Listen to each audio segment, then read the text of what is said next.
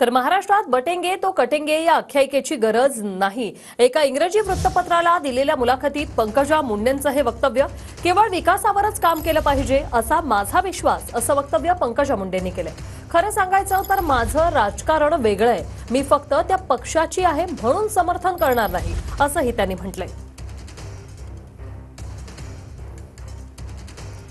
तर पंकजा मुंडे नेमकं काय म्हणाल्या? महाराष्ट्रात बटेंगे तो कटेंगे आख्यायिकेची गरज नाही।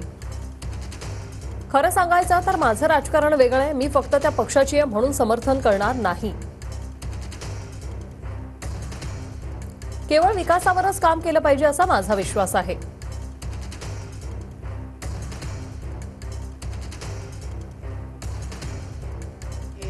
ते तुम्ही बघा आणि प्रिंट मीडियामध्ये कुठली बातमी आली त्याच्यावर मी उत्तर देणार नाही म्हणजे नाही, कारण मी जे बोलले ते तुमच्या डोळ्यासमोर आहे। मी बोलले का कुठे काही?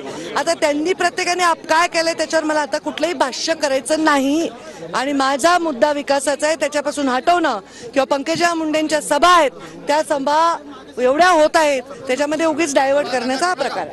पंकजा मुंडे म्हणतायत की मला हे मान्य नाही म्हणून। काय मान्य नाही? बटेंगे तो बटेंगे।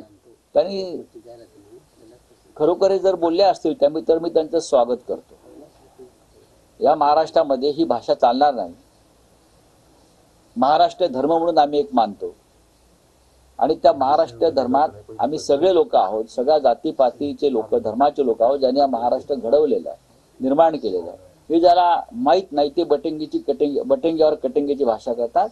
पंकजा ताईचं मी अभिनंदन करतो। प्रत्येक नेत्याला एक वैयक्तिक मत असतं, पण शेवटी आम्ही पण हेच बोलतो, आमच्या देशामध्ये राहणारा प्रत्येक नागरिक, मग तो मुसलमान पण असेल पण तो राष्ट्रभक्त मुसलमान असला पाहिजे। हे फतवे काढणारे, हे जिहादी, हे बाहेरून येणारे रोहिंगे बांगलादेशी, ते जे आमच्या देशाच्या विरोधात जे जिहादीकरण आणि इस्लामीकरण जे करतायत ना, त्या विरुद्ध आम्ही बटेंगे तो कटेंगे नारा दिलेला आहे। त्यासाठी तो नारा आहे।